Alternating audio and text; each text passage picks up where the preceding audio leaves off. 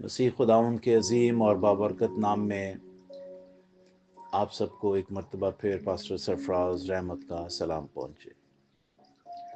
وہ خدا جو اپنے لوگوں پر ہمیشہ اپنی شفقت اور اپنے رحمت کو اور اپنے رحم کو کثرت سے نازل کرتا رہتا ہے، اس کی وفاداریوں کے لیے ہم خداوند کا شکر ادا کرتے ہیں۔ ایک مرتبہ پھر آج کی صبح میں اور زبور 106 کی طرف ہم بڑھیں گے، اور زبور 106 اور زبور 105 کے اندر تھوڑی سی مماثلت کو ہم دیکھ لیتے ہیں۔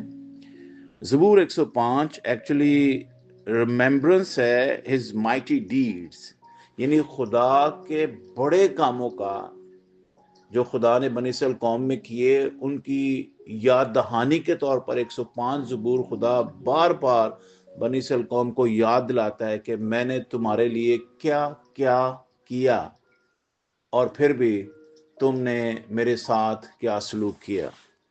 خدا انہیں یاد دلاتا ہے۔ اور زبور 106 دراصل they forgotten his mighty deeds، یعنی جو کچھ خدا نے ان کے لیے بڑے بڑے کام کیے، دراصل وہ جلد ان کو بھول گئے، اور پھر وہ دنیا کے خداؤں اور دنیا کے معبودوں کی طرف دوبارہ سے پھر کر انہی کی پرستش اور ان کی باتیں کرنے لگ گئے، اور اس سبب سے خدا اپنی قوم سے ناراض بھی ہوتا ہے۔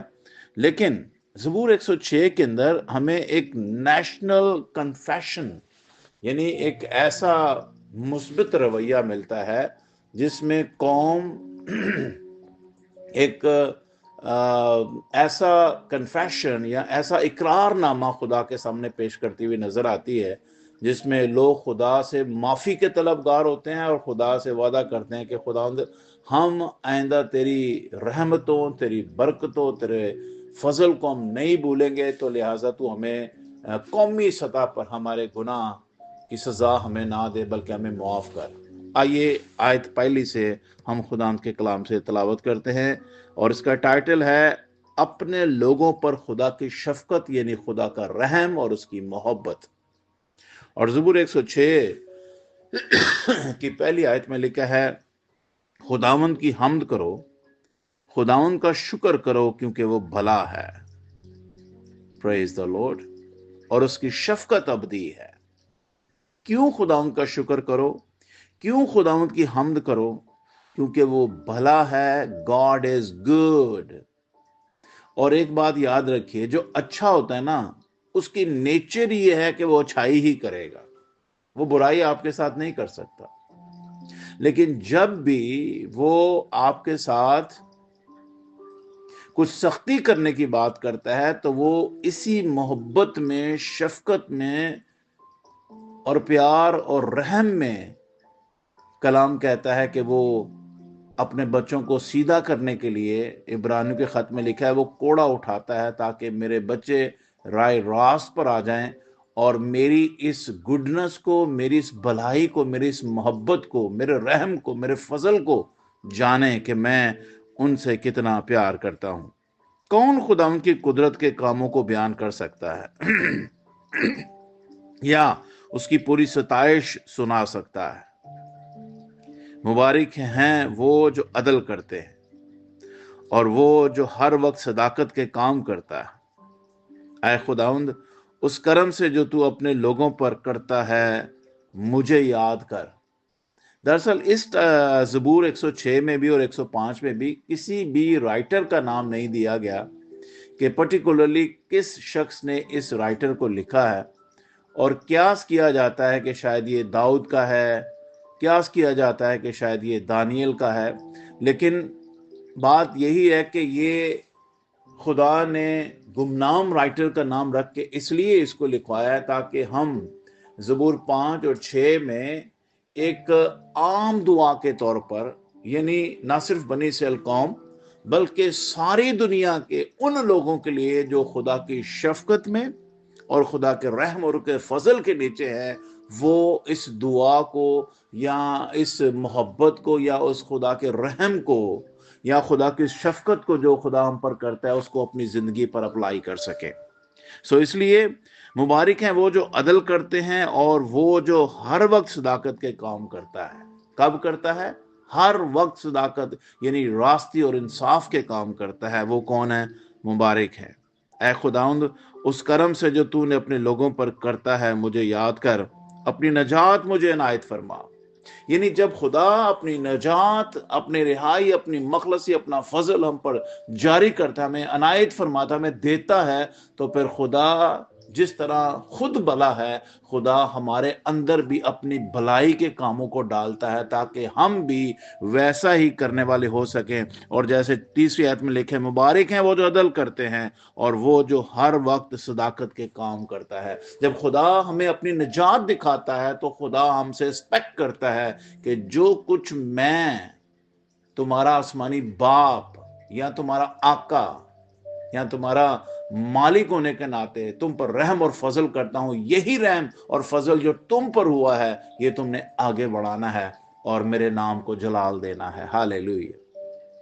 कलाम में लिखा है कि एक शख्स था, उसके ऊपर 500 दिनार का कर्जा था और खुदावंद ने, एक के ऊपर 500 था और एक के ऊपर 50 था, तो खुदावंद ने दोनों का कर्जा माफ करवा दिया और दोनों का जो पेनल्टी थी वो पे कर दिया। अब खुदावंद ने कहा, इन दोनों में से कौन ज्यादा मोहब्बत खुदा से करेगा?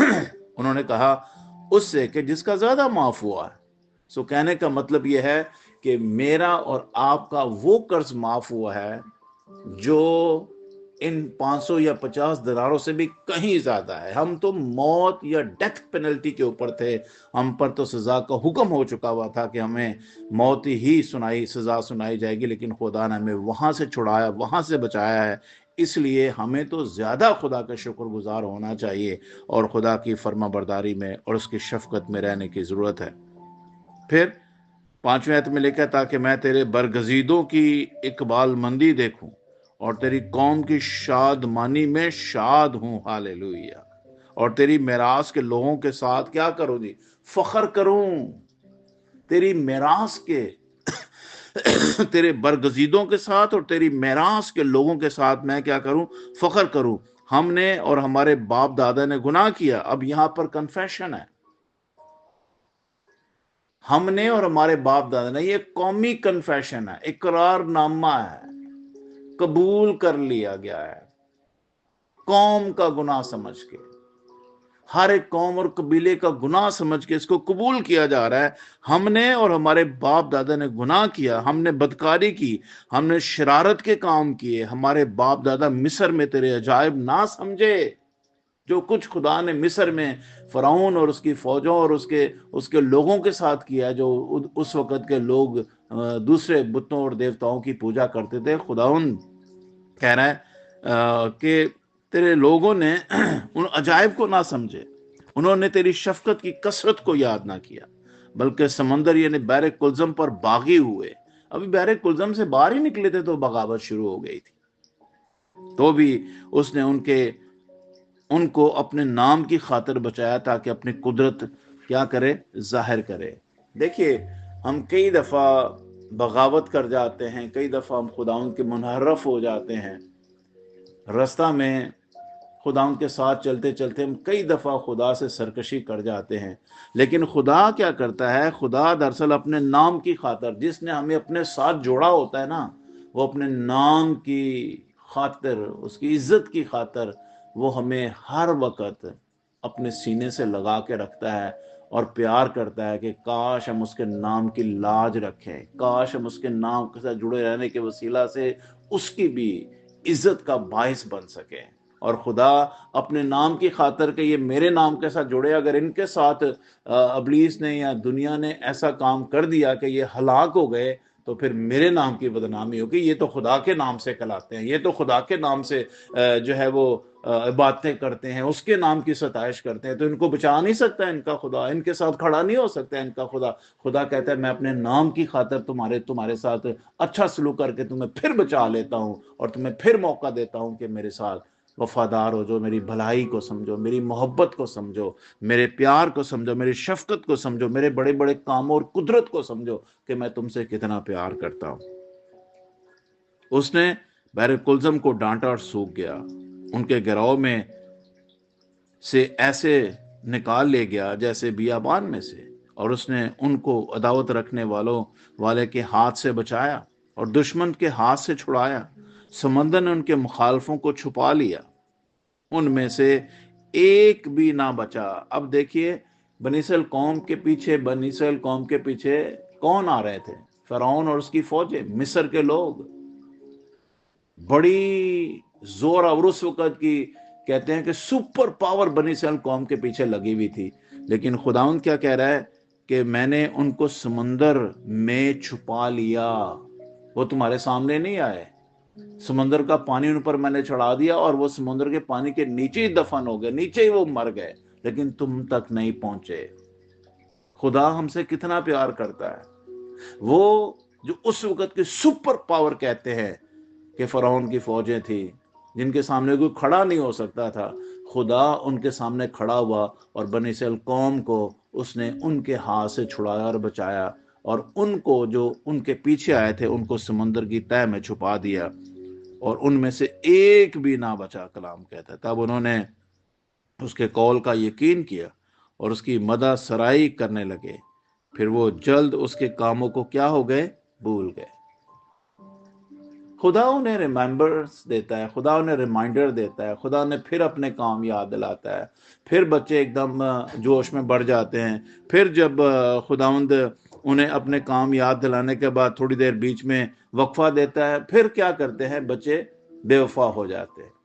खुदा बार बार उन्हें रिमाइंडर देता है कि मेरे बड़े बड़े कामों को देखो जो मैंने तुम्हारे साथ किए हैं। उस वक्त की सुपर पावर जो फरौन की फौजें थी, मैंने उनको तह तेग कर दिया, समुंदर के पानी के नीचे उन्हें छुपा दिया, उनकी लाशें वहां पर गल सड़ गई हैं, लेकिन मैंने तुम्हें वहां से बियाबान में सूखे मैदान की तरह मैंने वहां से निकाल लिया। सो खुदा कहते हैं तुम इस तरह जल्द उसमें फिर गए, इतनी जल्दी तुम फिर कर जो है वो यहाँ से मुझसे अलग हो गए, क्या तुम्हें मालूम नहीं है कि तुमने मेरे साथ क्या किया है? सो खुदावंद मुझे और आपको ये बताना चाहता है कि हम किस तरह खुदावंद के बड़े बड़े कामों का बयान कर सकते हैं। हालेलुया, ओ रबा शंदला रबा शबा। सो खुदावंद मेरी और आपकी रहनुमाई करता। Praise the Lord, praise the Lord. Hallelujah, hallelujah, hallelujah. वो भला है, वो खुदावंद भला है, वो कादिर मुतलक है, वो अल्फा और ओमेगा है, वो हमारी हमेशा फिक्र करता है। इसलिए खुदा भला होने के सबब से, गुड गॉड होने के सबब से वो हमें छोड़ता नहीं है, बल्कि हमारी फिक्र करता है। लिखा है इसराइल दिया रखदा उताड़ा ते मदद लई मैं किस्म पुकारा। सो खुदा हमेशा हमारे साथ रहता है, अपने बच्चों को देखता रहता है कि वो कहाँ जा रहे हैं, वो कहाँ से आ रहे हैं और वो क्या कर रहे हैं। तो यहाँ पर यही बात सिखाई जा रही है कि फिर वो जल्द उसके कामों को भूल गए और उनकी मशवरत का इंतजार ना किया, बल्कि बियाबान में बड़ी हिरस की और सहरा में खुदा को आजमाया। सो उसने उनकी मुराद तो पूरी कर दी, पर उनकी जान को सुखा दिया। कई दफा हम खुदा के साथ जिद लगा के बैठ जाते हैं, यानी जो चीज हम मांग रहे होते हैं शायद वो खुदा हमें देना नहीं चाहता या वो हमारे लिए सही नहीं होती है, लेकिन हम फिर भी बजिद होते हैं। तो वहां पर खुदा ये कह रहा है कि मैंने उनको वो दे तो दिया, उनकी मुराद तो मैंने पूरी कर दी, लेकिन उनकी जानों को मैंने सुखा दिया है। उन्होंने खैमागाह में मूसा पर और खुदा के मुकद्दस मर्द हारून पर हसद किया। सो जमीन फटी और दातन को निगल गई, जमीन फटी और वो सारे उसके अंदर समा गए और इब्राम की जमात को खा गई, और उनके जत्थे में आग भड़क उठी और शोलों ने शरीरों को भस्म कर दिया। उन्होंने हुरब में एक बछड़ा बनाया और डाली हुई मूरत को सजदा किया। अब होता क्या है, खुदा बड़े बड़े काम कर रहा है, खुदा उन्हें मौत से निकालता है, खुदा उन्हें फरौन की गुलामी से निकालता है, खुदा उन्हें जो है मेहनत मजदूरी और उसके उसके बोझों से खुदा उन्हें आजाद करता है। और जब नाचने गाने की बात आती है, जब खुदा उनकी प्रस्तिश की बात आती है, जब खुदा उनकी इबादत की बात आती है, जब खुदा उनके लिए गाने और बजाने की बात आती है, जब खुदा उनके लिए कुछ करने की बात आती है, तो हम کیا کرتے ہیں، اپنے معبود چینج کر لیتے ہیں. ہم اپنے خدا کا رخ ہی چینج کر دیتے ہیں. کہتے ہیں خدا اب تو سائڈ پہ ہو جا، ہم نے کسی دوسرے معبود کی جو ہے وہ پرستش کرنی ہے، ہم نے اس کی عبادت کرنی ہے. تو کلام کہتے ہیں انہوں نے اپنے لیے کیا کیے، ڈھالی ہوئی مورت کو سجدہ کیا، ایک بچڑا بنا لیا. یوں انہوں نے خدا کے جلال کو اور گھاس کھانے والے بیل کی شکل سے بدل دیا. یعنی زندہ خدا کی قدرت کو بھول گئے اور ایک گھاس کھانے والی جو بیل ہوتی ہے اس کا بچڑا بنا کر اس کے سامنے وہ سجدے کرنے لگ گئے، اس کے سامنے وہ ناچنے لگ گئے، اس کے سامنے وہ گانے لگ گئے، اس کے سامنے وہ ورشپ کرنے لگ گئے. اور خدا آسمان سے ان پر ناراض ہوا، اور ان کا جو لیڈر موسیٰ تھا وہ نالا ہوا، وہ آنسوؤں سے رونے لگ گیا، اس کا دل ٹوٹ گیا. اس نے خدا کے احکام لیے اور اس نے زمین پر پٹک کے مار دیا. اس نے بولا میں اس قوم کو خدا کے احکام نہیں دوں گا، کیونکہ یہ سرکش قوم ہے، کیونکہ یہ خدا کی کسی بھی طریقے سے عزت نہیں کرتی، لحاظ نہیں کرتی خدا کے کاموں کا اور اس کے بڑے بڑے عجیب جو خدا نے ہماری زندگیوں میں کام کیے. یہ ایک لمحہ بھی ان کو یاد نہیں رکھتے اور اگلے ہی لمحے بھول جاتے ہیں اور پھر دنیا اور دنیا کے ہو کر رہ جاتے ہیں. وہ اپنے منجی خدا کو بھول گئے. یہاں پہ دیکھیے، یہاں پہ منجی کا لفظ استعمال ہوا ہے، اور وہی منجی جو نئے عہد نامے میں یسوع مسیح کے لیے استعمال ہوا. یعنی خدا ان کا چھٹکارے کا باعث بنا، خدا ان کا چھڑانے کا باعث بنا، خدا ان کو جو ہے وہ تکلیفوں سے نکالنے کا باعث بنا. تو انہوں نے کیا کیا ہے، وہ جلد خدا کو بھول گئے اور اپنے لیے بچڑا بنا کر اس کے سامنے اس کی ورشپ کر رہے ہیں، اور ایک گھاس کھانے والے جانور کے سامنے وہ جا کے ناچنے اور گانے لگے. اور خدا کو یہ بات پسند نہیں آئی، جس نے مصر میں بڑے بڑے کام کیے اور اپنے منجی خدا کو کیا کر گئے، وہ بھول گئے. اور حام کی سرزمین میں عجائب اور بحر کلزم میں دہشت انگیز کام کیے. اس لیے اس نے فرمایا میں ان کو ہلاک کر ڈالتا اگر میرا برگزیدہ موسیٰ میرے حضور بیچ میں نہ آتا. میرا بندہ موسیٰ اگر میرے بیچ میں نہ آتا تو میں راستے میں ان کو ہلاک کر دیتا. کیونکہ موسیٰ نے بنی اسرائیل قوم کے درمیان آ کر، خدا اور بنی اسرائیل قوم کے درمیان موسیٰ آ گیا تھا اور اس نے آ کر کہا تھا خداوند یہ آپ نے ان کو مصر کی غلامی سے نکالا ہے، اگر آپ نے ان کو ادھر ابھی مار دیا تو پھر وہ پیچھے والے جو لوگ ہیں وہ کہیں گے خدا اس لیے ان کو نکال کے لے گیا تھا کہ خدا ان کو راستے میں ہلاک کرے. لیکن پرابلم یہ ہے کہ جو لوگ نکالے گئے تھے ان کے اعمال، ان کی روشیں، ان کی حرکتیں نکلنے کے بعد خدا کے ساتھ چلنے کے باوجود ان کی حرکتیں ٹھیک نہیں ہو رہی تھی، تو خدا ان سے ناراض ہو رہا تھا. اور آج بھی چرچ کے ساتھ بھی ایسا ہی ہے. چرچ ابلیس کی غلامی سے تو خدا نے ان کو نکال لیا ہے، لیکن جب وہ خدا کے ساتھ انگلی پکڑ کے چل رہے ہیں، بار بار خدا کی انگلی چھڑا کر، بار بار خدا کے منصوبے سے ہٹ کر، وہ ابلیس کی پرستش میں زیادہ اور ابلیس کے منصوبے میں زیادہ، دنیا اور دنیا کی خواہشوں میں زیادہ رہنا پسند کرتے ہیں، اور ان کی جو چیزیں ان کو اٹریکٹ کرتی ہیں. اور اس سبب سے خدا جیسے بنی اسرائیل قوم سے ناراض رہتا تھا، آج بھی خدا ایسی قوم اور ایسے قبیلوں سے ناراض رہتا ہے، ایسے چرچ سے ناراض رہتا ہے جو خدا کو دکھی کرتے ہیں. اور بائبل مقدس کہتی ہے کہ خدا ایسے لوگوں کے سبب سے خلوت خانوں میں بیٹھ کر اکیلا دروازہ بند کر کے روتا ہے. کلام میں لکھا ہے وہ آنسوؤں کے ساتھ خدا روتا ہے کہ میری بنت قوم اسرائیل کیوں شفا نہیں پاتی. وجہ یہ ہے کیوں یہ خدا کی عزت اور اس کا احترام نہیں کرتی، اور اپنے لیے ڈھالے ہوئے بحال اور ڈھالے ہوئے مورتیاں بنا کر ان کے سامنے سجدہ کرتے، ان کے لیے ناچتے، ان کے لیے گاتے ہیں. خدا کہتا ہے میں اس نکمی اور اس ایسی قوم سے جو بالکل مجھے بھول جاتی ہے، ادھر میں ان کے ساتھ بلائی کرتا ہوں، اگلے لمحے یہ بھول کر پھر ابلیس کی جو وہ قید میں واپس بھول جاتے ہیں، اپنے منجی خدا کو بھول جاتے ہیں. اور خداوند کہتا ہے میں موسیٰ کی وجہ سے تم پر رحم کر رہا ہوں. اور آج خدا یسوع مسیح کی وجہ سے ہم پر رحم کیے ہوئے ہے. ورنہ پہلے زمانے میں تو ادھر گناہ ہوتا تھا، ادھر لوگ مر جاتے تھے. اور آج ہمارے درمیان اور خدا کے درمیان خدا کا بیٹا یسوع ہے، جس کی وجہ سے خدا نے ہمیں ڈھیل دے رکھی ہے، جس کی وجہ سے ہم فوری طور پر ہلاک نہیں ہوتے. ہم خدا کو ناراض کرتے ہیں، ہم خدا کو دکھی کرتے ہیں، ہم خدا کو رلاتے ہیں، لیکن خدا پھر بھی ہم پر رحم اور فضل کرتا ہے. یہاں موسیٰ خدا اور اسرائیل کے بیچ میں کھڑا ہوتا تھا، آج خدا اور قوم کے بیچ میں، چرچ کے بیچ میں خدا کا بیٹا یسوع کھڑا ہوتا ہے، اس وجہ سے آج چرچ ہلاک نہیں ہوتا، اس وجہ سے آج چرچ جو ہے وہ اپنی بری حرکتوں کی وجہ سے بھی خدا کے سامنے آ جاتا ہے اور خدا انہیں معاف کر دیتا ہے، صرف اس لیے کہ خدا کا بیٹا یسوع بیچ میں آ جاتا ہے، اس کا کفارہ بیچ میں آ جاتا ہے۔ اس لیے کلام کہتا ہے اگر میرا برگزیدہ موسیٰ میرے حضور بیچ میں نہ آتا کہ میرا قہر کو ٹال دے، تا نہ ہو کہ میں ان کو ہلاک کروں۔ اور انہوں نے اس سہانے ملک کو حقیر جانا اور اس کے قول کا یقین نہ کیا، بلکہ وہ اپنے ڈیروں میں بڑبڑائے اور خداوند کی بات نہ مانی۔ تب اس نے ان کے خلاف قسم کھائی کہ میں ان کو بیابان میں پست کروں گا اور ان کی نسل کو قوموں کے درمیان گرا دوں گا اور ان کو ملک ملک تتر بتر کروں گا، اور بال فور کو پوجنے لگے اور بتوں کی قربانیاں کھانے لگے۔ یوں انہوں نے اپنے اعمال سے اس کو خشم ناک کیا، یعنی غضب ناک کیا، اور وبا ان میں پھوٹ نکلی۔ اب جب بیماریاں، تکلیفیں، مصیبتیں، دل کے امراض، یہ چیزیں وہ چیزیں جب آتی ہیں، خدا نہیں بھیجتا۔